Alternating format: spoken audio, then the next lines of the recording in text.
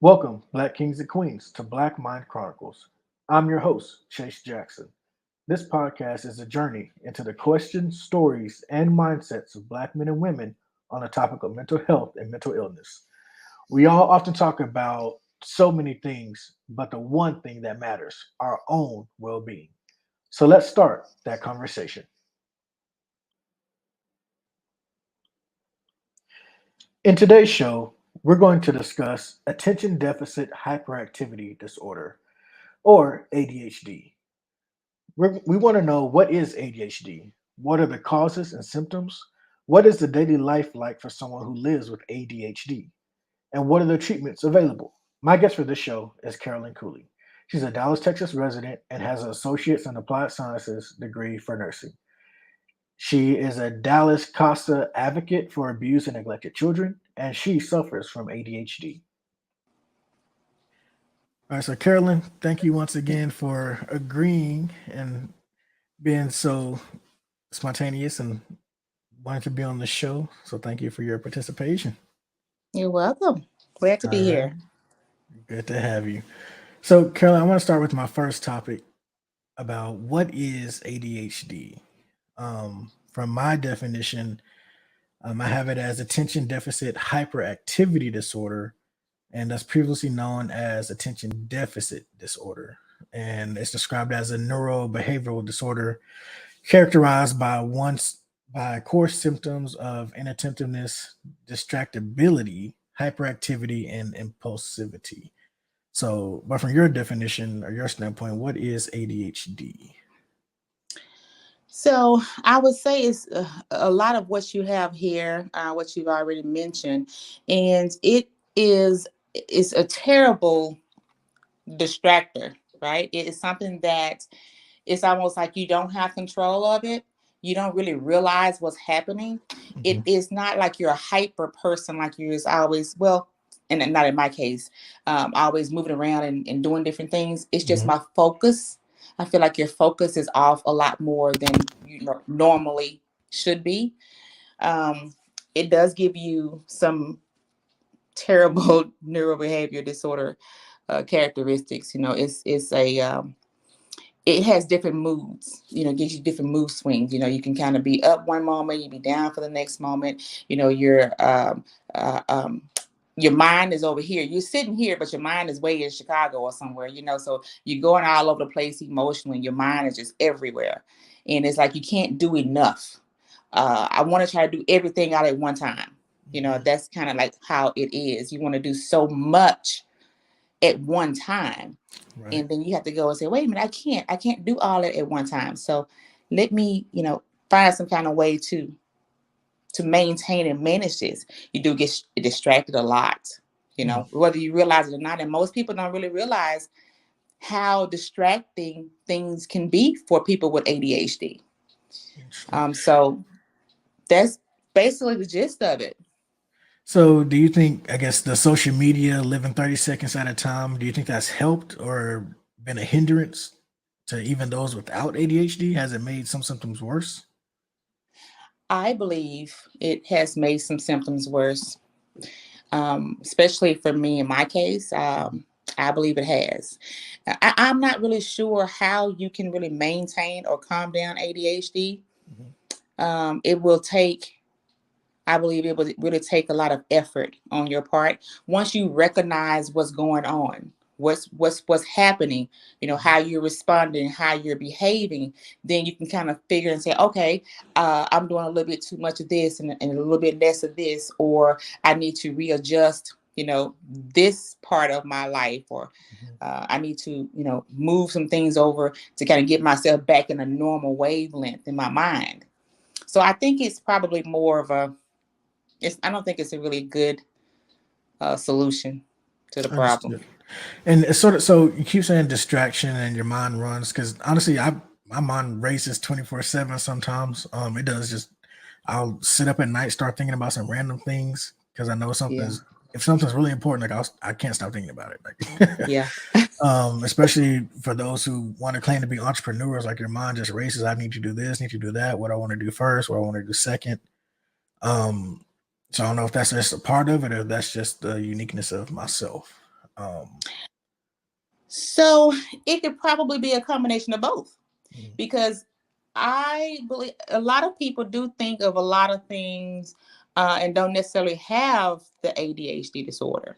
mhm, If you're an entrepreneur and you're trying to see how can I grow my business, how can I grow myself, how can I brand myself, those are just things. That's business. That's stuff that you probably should be concerned about and have a little bit more thinking on. mhm. But for somebody with ADHD, that's just a tad bit different, because you're thinking about your branding, you're thinking about your business, you're thinking about ideas, and at the same time you're thinking about vacation, you're thinking about going shopping, you're thinking about what I'm going to eat for dinner. All of those things kind of come into play more so when you have this disorder, because you can't control where your mind is really going. You don't try to go there, but you can't really help it because it's just all over the place. So I think, what you're talking about, the business thing, that's a little bit different Okay. than the ADHD.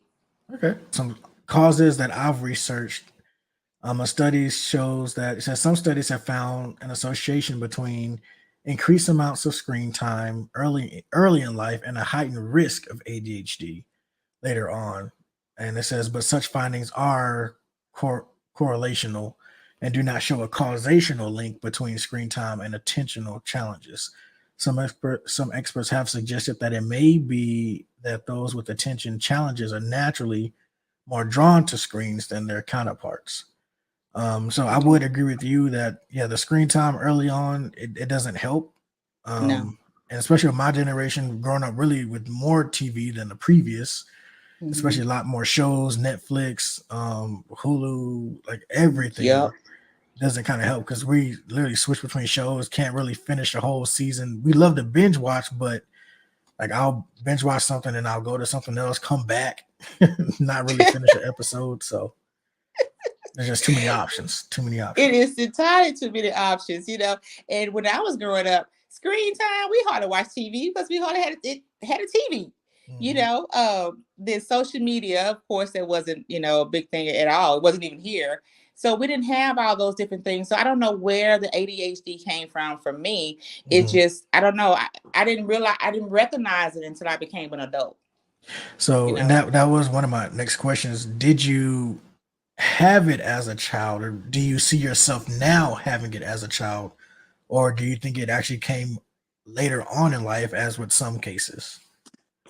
Mine came later in life, because when I was a child, when I was younger, Mhm, I didn't have those issues that I could recall, because I kept trying to figure out how and where did this come from, right? I'm mhm. grown. Why do I have this now? Because you typically hear it in children, ADD in children. Right. And I would go back and trace my steps and look at some things in the past, and I couldn't put two and two together. And I said, well, no, I wasn't doing the thing, because I was really focused as a child. Hmm. And I don't know if it's because, like I said, we didn't have a whole lot of things to really do besides what, go outside and play and run around. By the time you get done, you come home, eat, you shower, you go to bed. Hmm. Hmm. So now, as an adult, I guess with the other things I have to be worried about or concerned about, I should say, working every day and taking care of this and doing this and making sure this is happening. So my mind is just racing a million miles a minute. Hmm. And I could not understand where it came from, how it got to that point. And then one day I realized, I said, okay, this is a problem, because I started and stopped a lot of things all the time. I'm Hmm. talking about in mid action. I'm gonna start something, and then 5 minutes later, if that, I'm done. I find something else to do. I try to Hmm. come back to this, and I said, wait a minute, something's wrong, because I had too many unfinished projects. Right. So I went and talked to my doctor, and she told me, she said, well, this is what hit home for me. She said, do you know that mental health is just as important as heart health? Hmm. I said, oh my God, I had never heard it put that way. So that made me just really focus on and, hunker down on how can I work with this and get this better, to not continuously be the way I am. So it's something that just happened to me in my adult years, probably about 10 years ago, to be honest with you. Can we summarize, I guess, a piece of it to say it's if you're, I guess, suffering with a lack of focus, then that is a symptom you should look out for. Uncompleted projects, uncompleted tasks is Hmm. a symptom or something you should look out for. Yes, I would definitely say that, because when you're going through it, for me anyway, when I was Mhm. going through it, I couldn't put the pieces together. Mhm. But I knew I was doing some things that I wasn't finishing. I knew it was some issues. I knew some stuff. It was because it started to bother me. And I'm like, why, did I do this and didn't finish that? Or why did I think about this and didn't go through with it? Or why? There's a lot of different things. So yes, I would definitely say if you're feeling or experiencing those types of things, do not overlook those signs. And another thing, especially with Black Americans, we think Mhm. that nothing's wrong. We try to hide it, or we try to ignore it, or that's not Right. happening to me. But we need to really, really realize that those things can happen to anyone, even us. And when you notice those things, people need to do some research on it and see, because it's a serious thing. You don't Yes. realize how serious it is until you're going through it, you know. And I know I've heard a story of other, say, couples, so some individuals, you can't really look at yourself, or you don't know to look at yourself. Some individuals, they, can't self-diagnose, but if you have someone there, it's thanks to those significant others or those family members who are around that can really see what's going on with you because they've known you, and they know something's Hmm. amiss. Hmm. So, I mean, family and friends are just as important to help you diagnose you as well. So, They are. And if they can notice that something is different, and if you trust them enough to let them mhm, tell you some things and not get offended, then yeah, you can definitely, take, what they're saying to you, um, as care, that they're mhm, caring for you, because they know that something's not right. And I know my husband's asked me stuff like, well, you said you was going to do such and such, and you ended up doing such and such. And I'm like, what, you're right, I sure did. And it happened a lot. mhm, And I'm like, why is it happening? It just said I couldn't understand. I could not figure this out, because I knew I had my mind set. I even have it written down. I'm gonna do this. I'm gonna do that. And I'm gonna do this, and then I'll leave the list. Or even if I put the list on my phone, I wouldn't look at it. And I've been when I supposed to have 5 places to go to. I may have gone to 2 of the places, mhm. and I have found myself somewhere totally different. And I get home, I'm like, oh man, I supposed to have did such and such today. So if you can have people that you trust, that can see different behavior patterns Mhm. and those types of things, it would be good to have that. So it'll also put it on your radar and alert you that, okay, wait a minute, something's different here. Again, I know that will benefit somebody just by hearing you say that. So, thank you. Mm-hmm. Mm-hmm. So let's go on to the daily life. Give me a few instances of how this may have affected work or life events or school. So for certain with work, I tell you, I that multitasking thing, people Mhm, always talk about multitasking.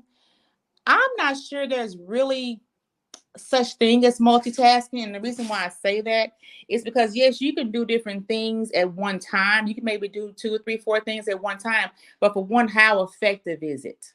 mhm, How effective are you at doing those two, three, or four things at that one particular time?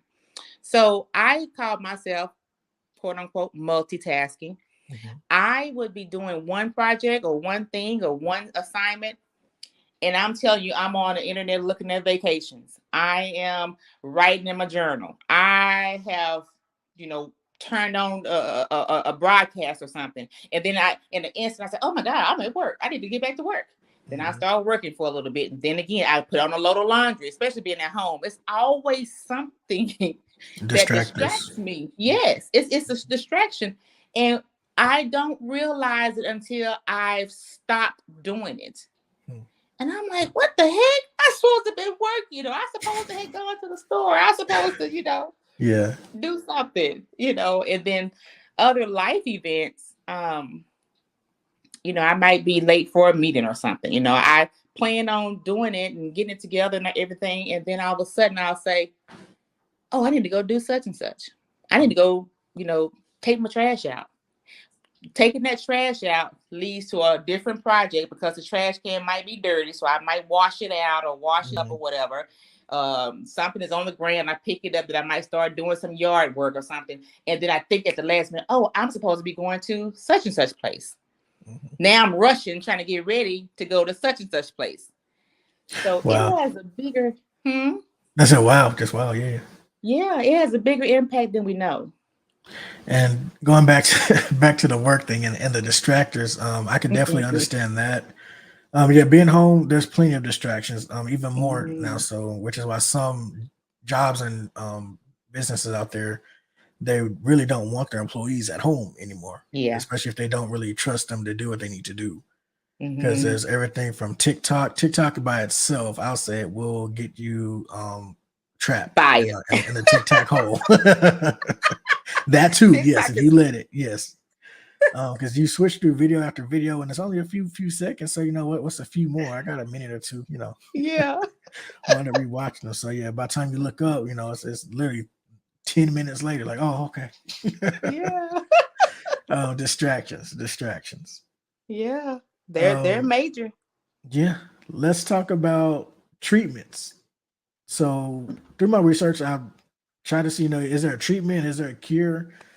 So I've saw where there's no cure per se, but there are treatments that can be Mhm. done to help alleviate the affliction. So what treatments do you know of, or do you have some type of, I guess I say, processes to help with the ADHD distractions or whatever other symptoms?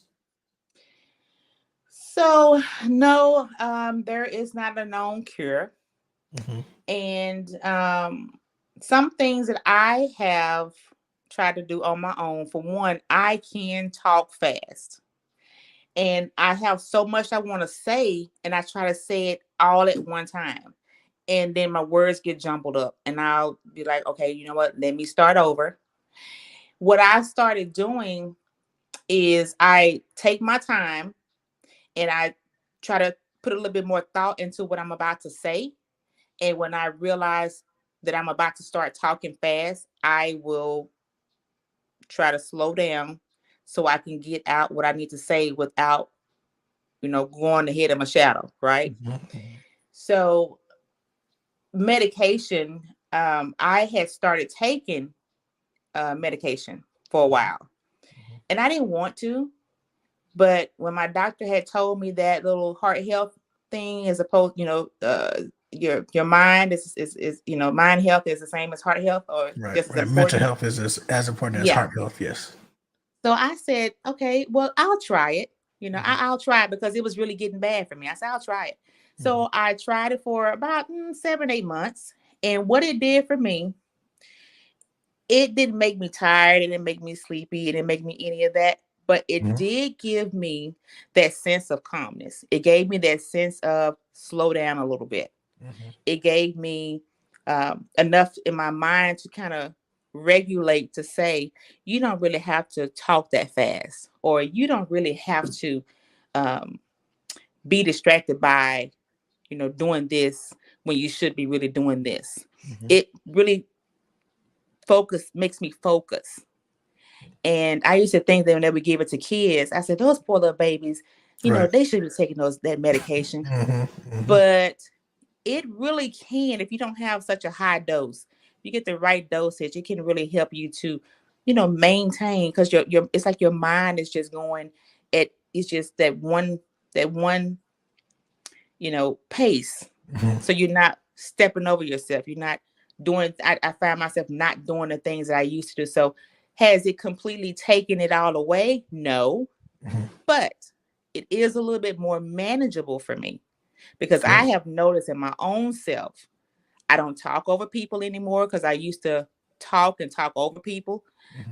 And I notice I don't really do that much because when I hear other people talking, I'll try to give them a chance to finish what they're saying without me jumping all over them while they're talking. Right. So I have, you know, improved in that area. And it's funny because when I hear people doing that, I was on a call earlier this evening, Hmm. and when I hear people talking like that, I say, "Oh my God, they got ADHD," you know? Just let them know. Yeah, and I they just don't think it's rudeness. I think you have ADHD. Hold on. yeah.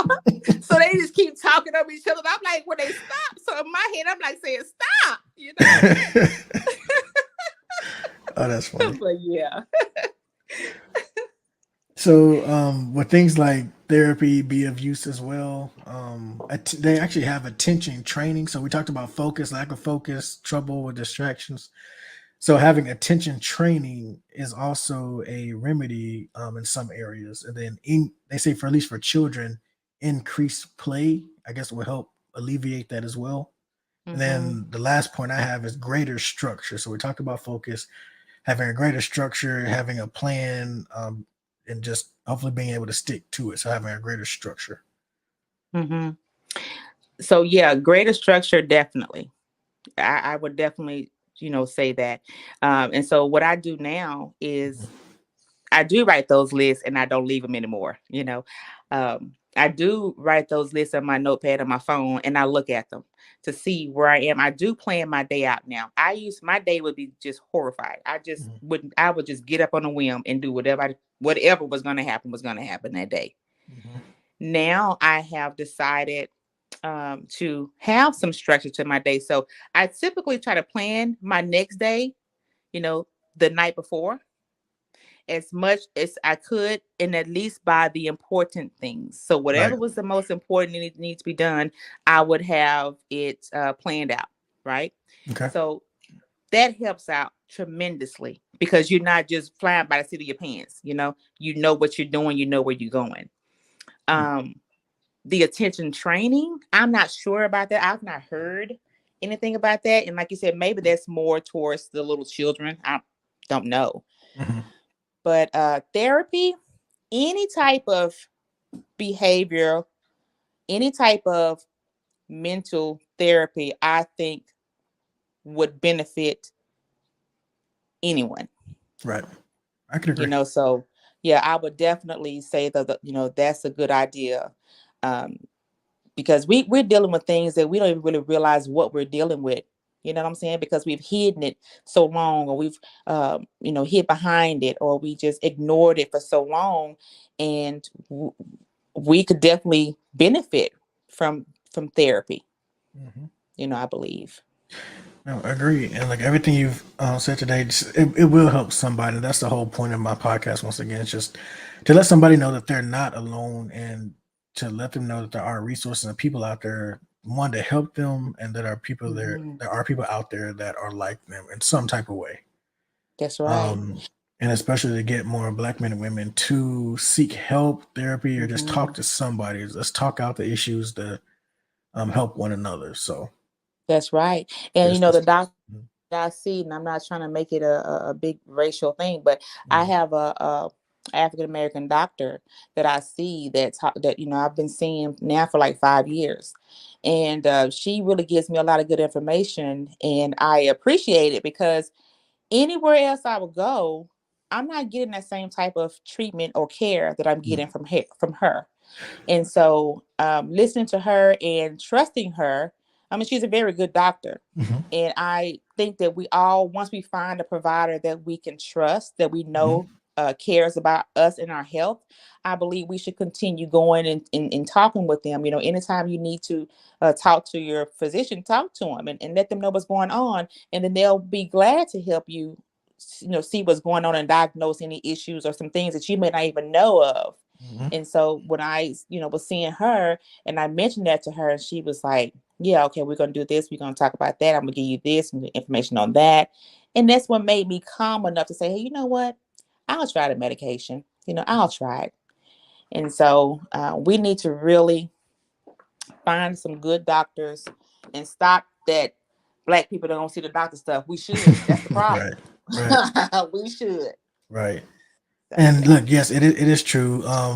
There aren't a lot of Black mental health professionals, Black therapists out there, and for those that are, they're not widely known. There Mm-hmm. are, of course, websites to use, Psychology Today, to find therapists, even ones that would will be more, I guess, adhere to your needs. I'll just say that.